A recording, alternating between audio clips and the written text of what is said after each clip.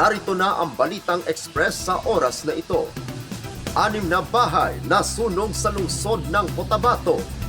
Dahil sa naiwang nilulutong pagkain ang naging dahilan ng nangyaring sunog sa Purok Dato Kaka, Barangay Poblasyon 1, lungsod ng Cotabato noong gabi ng Miyerkules.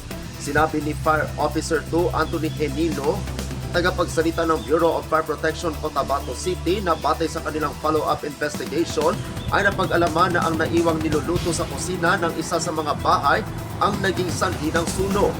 Abot sa 6 na mga bahay ang totally damaged, habang nag-iisa naman ang partially damaged at 17 na mga pamilya ang nawalan ng tirahan dahil sa nangyaring sunog. Yan muna ang Balitang Express sa oras na ito. Ako ang inyong lingkod sa Balita Online, Apolinario Ferdinand Dice Valencia.